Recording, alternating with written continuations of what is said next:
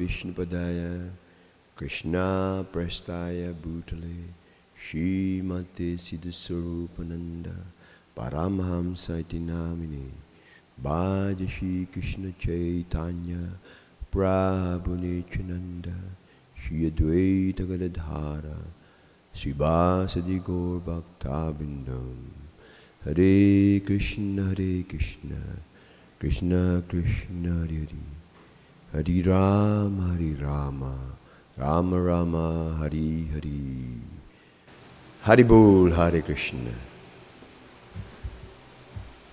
Magandang buhay po sa ating lahat.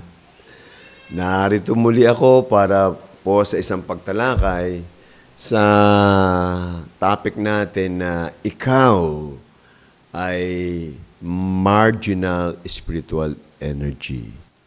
Ako, ikaw, ang bawat isa sa atin ay tinatawag na marginal spiritual energy. Ano itong marginal spiritual energy? At anong kahalagahan para ito ay dapat nating malaman? Ang ibig sabihin nito, ikaw, ako, ang bawat isa sa atin ay maaring nasa ilalim ng kontrol ng spiritual energy o maaring nasa ilalim ng kontrol ng material energy. At yun naman ay ayon sa desisyon mo ng bawat isa sa atin. So tayo po ay mga spiritual energy. Okay. Lahat po tayo ay galing sa Supreme Energetic, yung Supreme Person. Although energy po tayo po ay persona. Hindi po tayo impersonal na energy. Kamukha ng ever-ready battery. Energy or motolite battery. Diba? Yan yung mga patay na energy. Tayo po ay buhay na energy. Okay? So, andyan po yung Supreme Energetic, the Supreme Person. Okay? Spiritual din po siya. Galing po tayo sa Kanya. At itong material energy, galing din po sa Kanya. Dahil po tayo ay galing sa Kanya, pag-aari niya, okay, nasa ilalim niya. Ang natural po nating papel sa buhay, gawain natin na natural sa atin, ay sumunod sa Kanya. Mag-alay na mapagmahal na buhay sa Kanya, pagsisilbi sa Kanya. Galing tayo sa Kanya eh. Pag-ari niya tayo eh. Diba? Andiyan po yung araw, sun globe. Galing po sa sun globe, emanating from the sun globe, ay yung pong sunshine. At yung sun rays, sunlight, sun rays.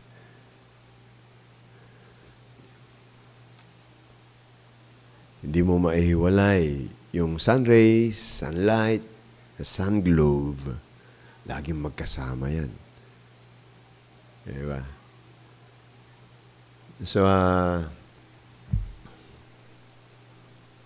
pag sinabi pong Diyos, si Krishna, o si Allah, si Jehovah, si Yahweh, si El Shaddai, hindi po siya nag-iisa. Meron lagi siyang kasama. Yung kanyang devotees, yung loving servants, mga tagapagmahal niya. So, pag si Krishna, Ang akala mo lang, si Kristo mag-isa, ang Diyos mag-isa, ay, hindi siya kumpleto. Hindi yun po ang si Krishna. Hindi po yun ang Diyos.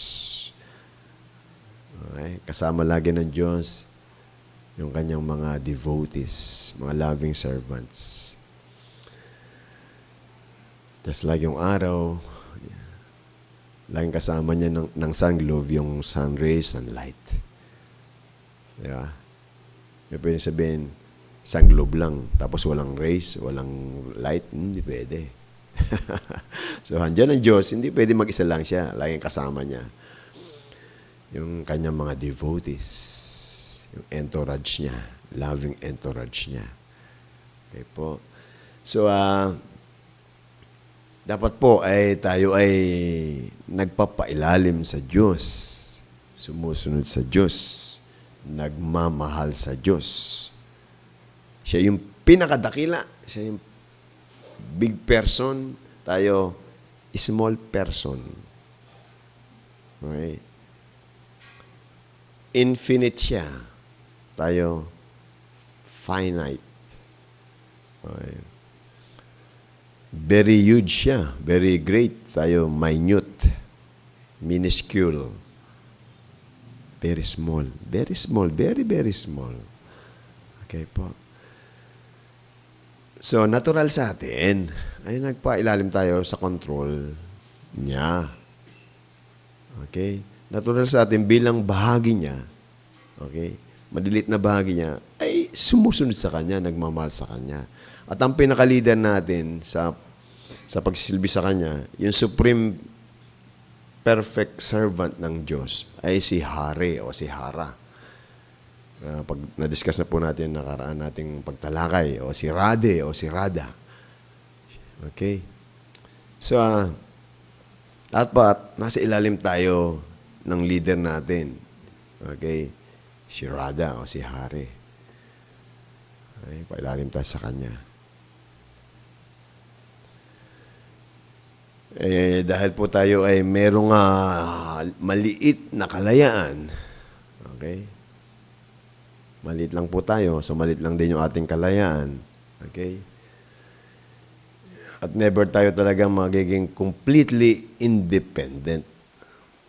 Ang tangi lang pong independent ay yung yung supreme person, si Krishna. Lahat po tayo dependent sa Kanya. Okay? So, natural lang sa atin na magsilbi sa Kanya. Paulit-ulit na lang, Kasi, harap pumasok sa ating makapal na bungo. Ay pumasok yung konsepto na to.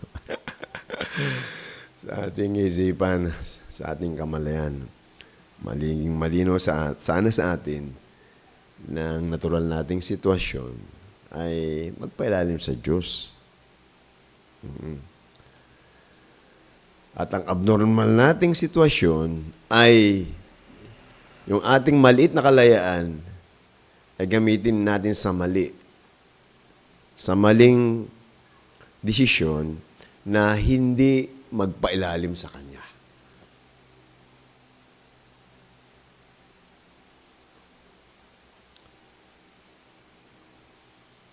Ang maliit nating kalayaan, mali pa yung pinaggamitan natin. At pag ginawa natin yung gusto nating maging enjoyer, the supreme enjoyer, the owner, the controller, okay? Mapapailalim po tayo sa control ng material energy. Tumanggi na tayo sa control ng spiritual energy, automatiko po, mapapailalim tayo sa pangangasiwa ng material energy. Kung saan malilimutan natin na tayo nga ay servant ng Diyos, na tayo nga ay spiritual na lang, na tayo nga ay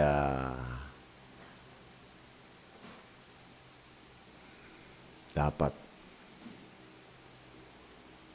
na nagmamahal sa Diyos.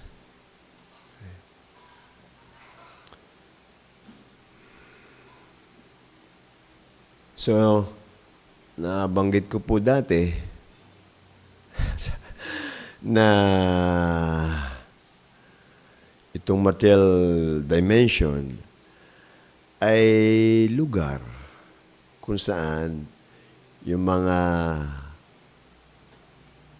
tumatanggi na magsilbi sa Diyos, tumatanggi na sumunod sa Diyos, sa kagustuhan ng Diyos, yung mga suwail na anak ng Diyos ay dito po napupunta,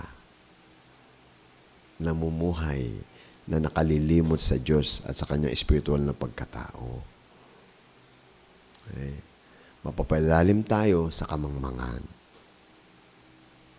Akalain natin na tayo material at ito yung natural nating buhay.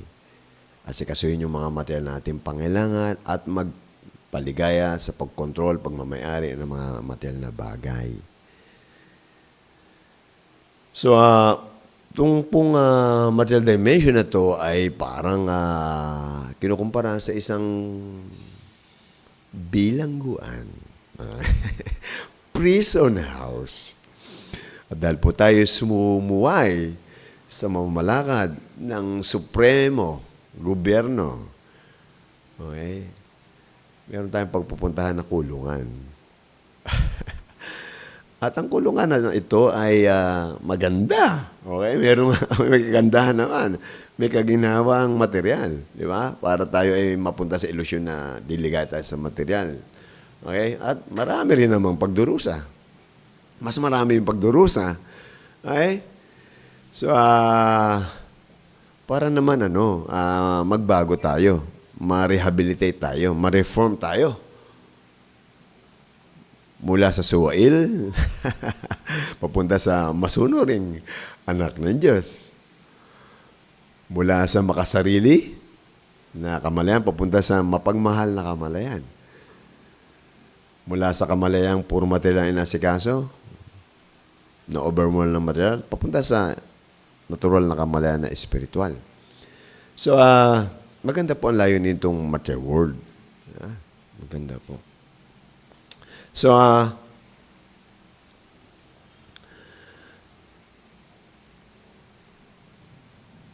dahil yun ang sitwasyon natin, okay, tayo ay nakakulong. Okay? Kailangan po natin makalaya. Okay? Ayos na ayos, malapit na yung Independence Day ng Pilipinas. Diba? So, ito yung totoong kalayaan. Ito yung totoong challenge para sa kalayaan.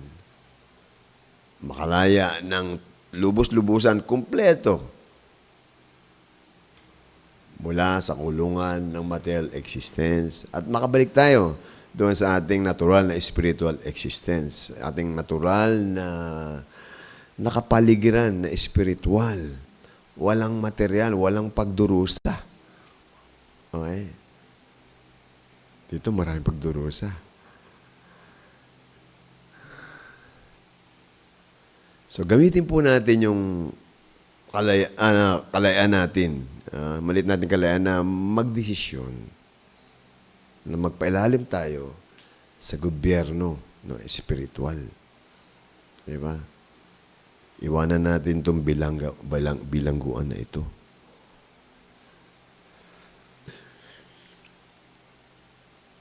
Kung tayo lamang po ay may tunay na hangarin. Kahit paano po sa ating buong puso ay sincere tayo na malaman ang solusyon sa lahat ng problema sa buhay. Ay po, sa pagdurusa sa buhay. Makakatagpo po tayo. Iareglo po ng Diyos na matagpuan natin, ma-meet natin yung kanyang representative na hindi taga rito sa bilangguan na ito. Galing doon sa spiritual world. At papaliwanagan niya tayo na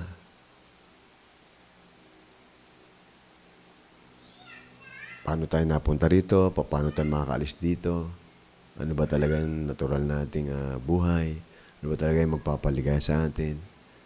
Ay po. Papalawag niya sa atin na meron tayong kalayaan. Okay? Napiliin kung saan tayo magpapailalim. So, nasa desisyon ng bawat isa sa atin. Nasa pagpili ng bawat isa sa atin.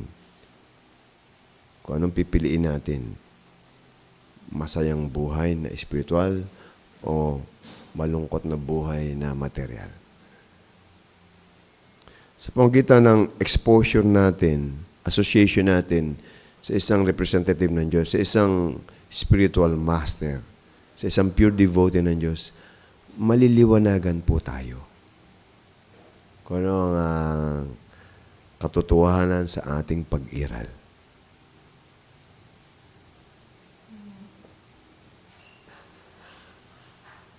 Kakailanganin po natin ng saklolo ng Diyos para po makamit natin yung kalayaan mula sa pagdurusa dulot ng material na pamumuhay. Napakaliit po natin. Subalit, kung tayo po ay may tapat na hangarin na espiritual, kahit katiting na tapat na pagnanais na maunawaan yung ating buhay, na makatikim ng tunay na kaligayahan, tutulungan po tayo ng malaki, makapangyarihang Diyos. Sariling po na lamang natin na kakayahan, hindi po natin kakayanin.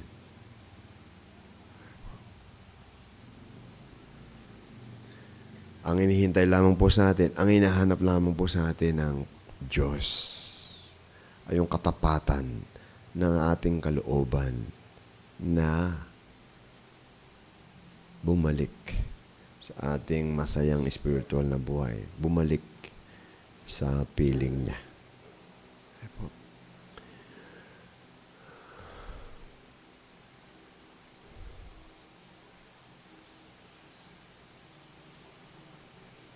So,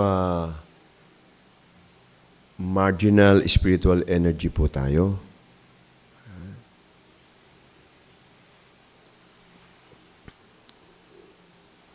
Yun pong sa may beach po, sa may gilid ng karagatan o ng dagat. Po ba may beach yan? May yung, mayroong parte ng kalupaan o kabuhanginan na walang tubig, open lang. Di po ba?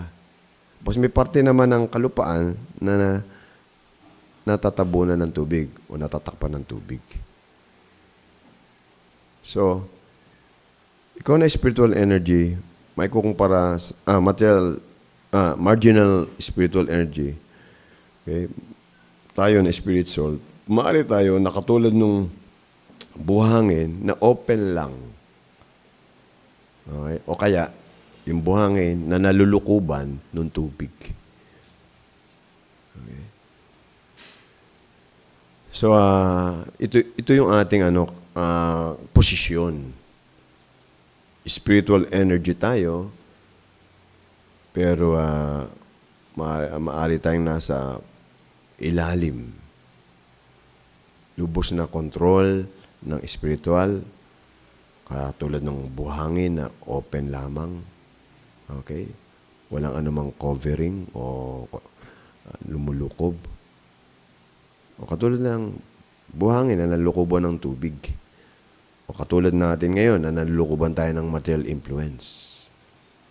Ganun po ang ating sitwasyon. Ngayong malaman natin na ang sitwasyon natin ngayon ay tayo spiritual na lang, pero nalulukuban tayo ng impluensya ng material, ay ambisyonin natin, hangarin natin na makawala tayo, okay? Makalaya tayo sa lukob, okay, ng material energy. Sa impluensya ng material energy. Okay?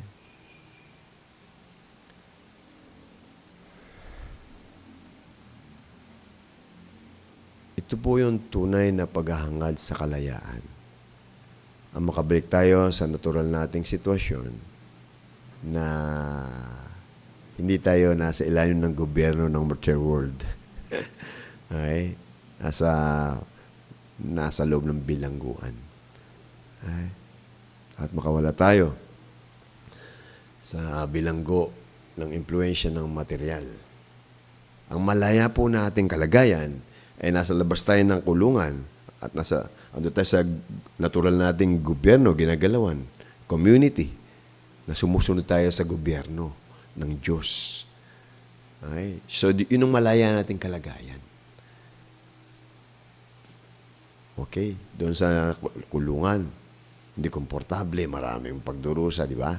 Para hindi ka mawili doon sa loob ng kulungan. Mas masarap mabuhay sa labas ng kulungan. Ito yung malayang sitwasyon. So, ang normal nating sitwasyon ay malaya, masaya, sumusunod sa Panginoon Diyos, naglilingkod sa Diyos, nagmamahal sa Diyos. Diba? So, kung titingnan natin, ang magpapalaya talaga sa atin, ang tutulong talaga sa atin, ay yung mismong Diyos. Okay? At ang Diyos ay may mga galamay. Meron siyang mga ahensya,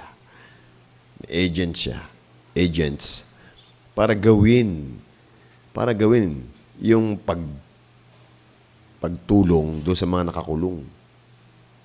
Okay. So, pinapadala niya yung mga galamay niya. Ito nga po yung mga spiritual master para ikaw nakakulong, nakabilanggo. Kung gusto mong makalaya, ito dapat mong gawin. Ito ang dapat mong malaman. Ito ang dapat mong gawin. Okay. Ito dapat mong baguhin. Sa iyong asal, sa iyong pag-iisip. Sa aking mahal na spiritual master ay binayayaan ako na maunawaan yung aking spiritual na pagkatao. At tinuruan niya ako ng paraan paano unti-unti ay makita ko talaga yung aking spiritual na pagkatao at unti-unti maging natural sa akin yung attraction, pagmamahal sa Diyos. Ibinigay sa akin ng aking mahal na spiritual master ang numero 1 paraan para makawala ako, makalaya ako sa impluensya ng material, sa impluensya ng kamangmangan, sa impluensya ng kasalanan. At yun nga, ay ang pakikinig, pagsambit ng mga banal na pangalan ng Diyos.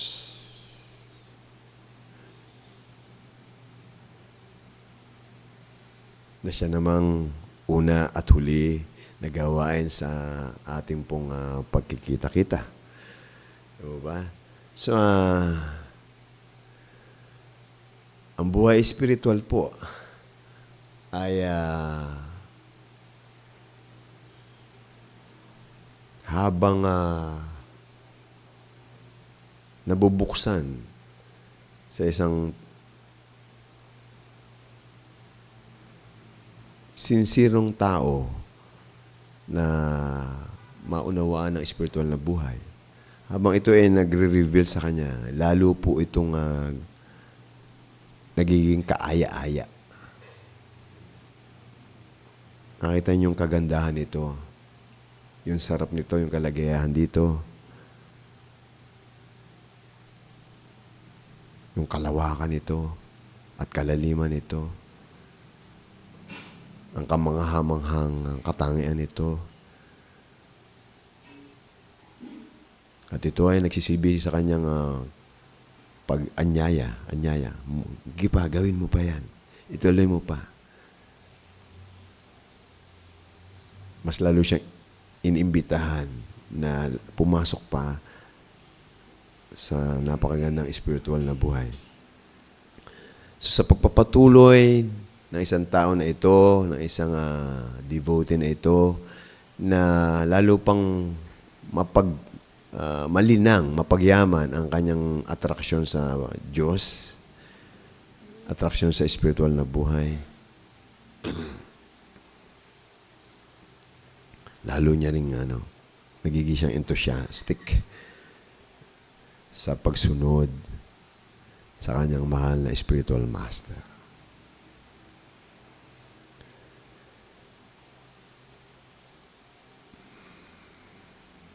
Maintindihan lamang po natin talaga ang spiritual na buhay kapag nakawala tayo, nabawasan yung pagkalukob sa atin, pagka-impluensya sa atin ng material. Darating lang po talaga tayo sa tunay na pangunawa. Kapag nakawala po tayo, nabawasan po yung nakatakip sa atin na impluensya ng material. Kaya po, kailangan lang po talaga itong maalis. Itong nakalukob sa atin. At sinasabi po, paulit-ulit po, nasasabihin namin sa iyo, sasabihin ko sa inyo, sinasabi sa amin namin, mahal na spiritual master, na gawin mo lamang lagi ang pakikinig at pagsambit ng mga banal ng pangalan ng Diyos. At makakamit mo yung matagal mo nang hinahanap na matamis na kaligayahang espiritual. Yung pag-ibig sa Diyos at pag-ibig sa lahat ng anak ng Diyos. So, lagi po, yakapin po natin ang mga banal na pangalan ng Diyos nang malasap po natin ang matamis na nektar ng spiritual na kaligayahan. Maraming pong salamat. Haribol!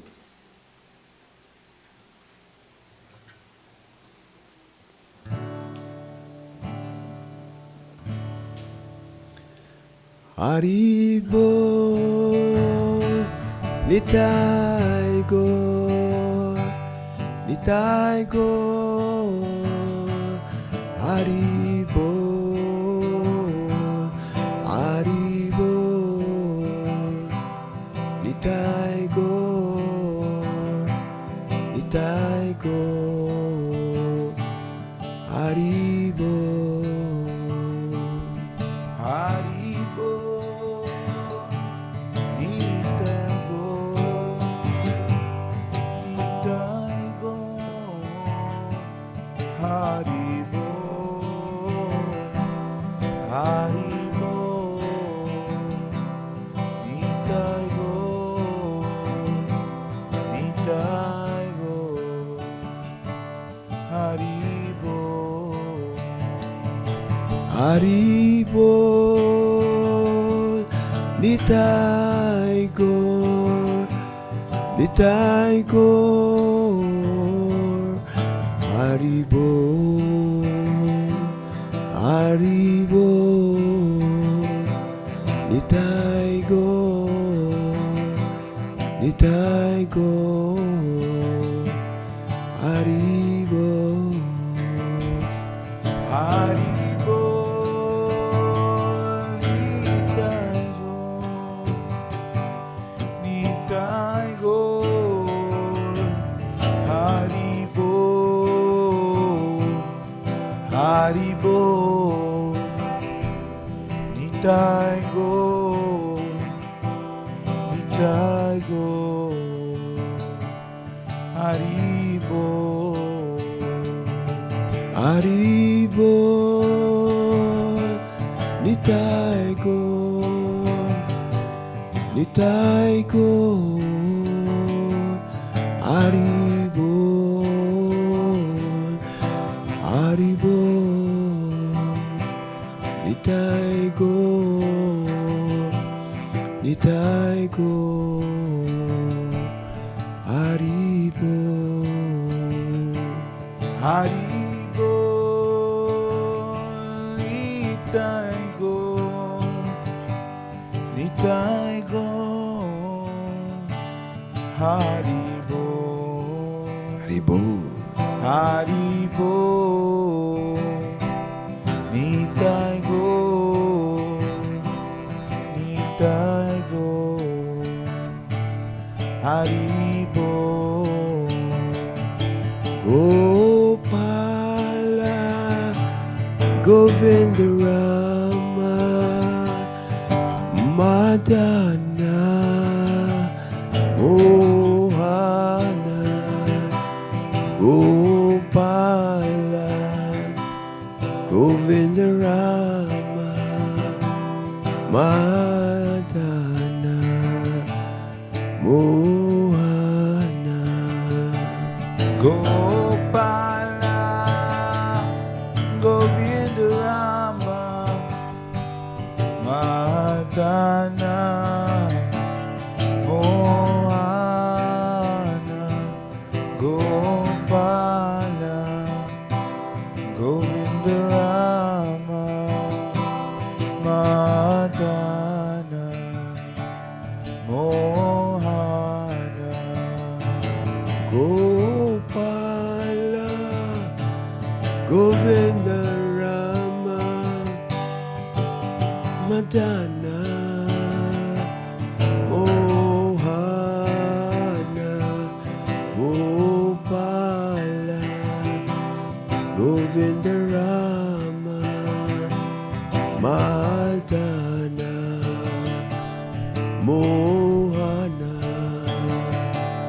Gopala, Govinda Rama, Madana, Mohana, Gopala, Govinda Rama, Madana, Mohana. Gopala Govinda Rama Madana Mohana Gopala Govinda Rama Madana Mohana Gopala, Govinda Rama, Madana, Mohana, Gopala, Govinda Rama, Madana, Mohana. Hare Krishna, Hare Krishna, Krishna Krishna, Hare Hare, Hare Rama, Hare Rama, Rama Rama, Hare Hare. Hare Krishna, Hare Krishna, Krishna Krishna, Hare Hare, Hare Rama, Hare Rama, Rama Rama, Hare Hare. Hare Krishna, Hare Krishna, Krishna Krishna, Hare Hare, Hare Rama, Hare Rama, Rama Rama, Hare Hare. Hare Krishna, Hare Krishna, Krishna Krishna, Hare Hare, Hare Rama, Hare Rama, Rama Rama, Hare Hare, Hare Krishna, Hare Krishna, Krishna Krishna, Hare Hare, Hare Rama, Hare Rama, Rama Rama, Hare Hare. Hare Krishna, Hare Krishna, Krishna Krishna, Hare Hare, Hare Rama, Hare Rama, Rama Rama, Hare Hare. Hare Krishna, Hare Krishna, Krishna Krishna, Hare Hare, Hare Rama, Hare Rama, Rama Rama, Hare Hare. Hare Krishna, Hare Krishna, Krishna Krishna, Hare Hare, Hare Rama, Hare Rama, Rama Rama, Hare Hare. Hare Krishna, Hare Krishna, Krishna Krishna, Hare Hare, Hare Rama, Hare Rama, Rama Rama, Hare Hare. Krishna, Hare Krishna, Krishna Krishna, Hare Hare, Hare Rama, Hare Rama, Rama Rama, Hare Hare. Hare Krishna, Hare Krishna, Krishna Krishna, Hare Hare, Hare Rama, Hare Rama, Rama Rama, Hare Hare. Hare Krishna, Hare Krishna, Krishna Krishna, Hare Hare, Hare Rama, Hare Rama, Rama Rama, Hare Hare.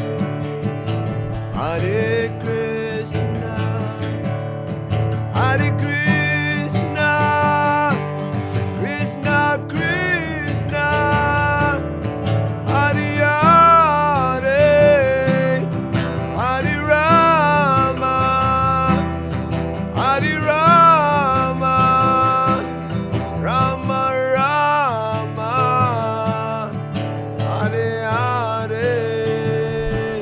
Hare Krishna, Hare Krishna, Krishna Krishna, Hare Hare, Hare Rama, Hare Rama, Rama Rama, Hare Hare.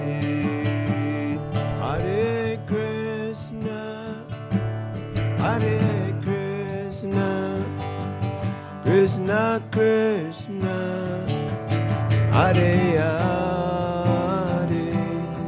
Hare Rama, Hare Rama, Rama Rama, Hare Hare, Hare Krishna, Hare Krishna, Krishna Krishna, Hare Hare,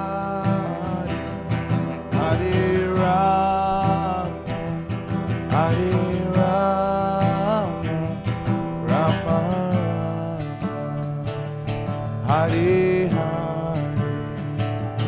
Hare Krishna, Hare Krishna, Krishna Krishna, Hare Hare, Hare Rama, Hare Rama, Rama Rama, Hare Hare, Hare Krishna, Hare Krishna, Krishna Krishna, Hare Hare, Hare Rama, Hare Rama, Rama Rama, Hare Hare. Hare Krishna, Hare Krishna, Krishna Krishna, Hare Hare, Hare Rama, Hare Rama, Rama Rama, Hare Hare. Hare Krishna, Hare Krishna, Krishna Krishna, Hare Hare, Hare Rama, Hare Rama, Rama Rama, Hare Hare. Haribol. Maraming pong salamat. Magandang mabuhay po sa ating lahat. Sana po ay kawan tayo ng kataas-taasang Panginoong Diyos, si Panginoong Krishna. Haribol.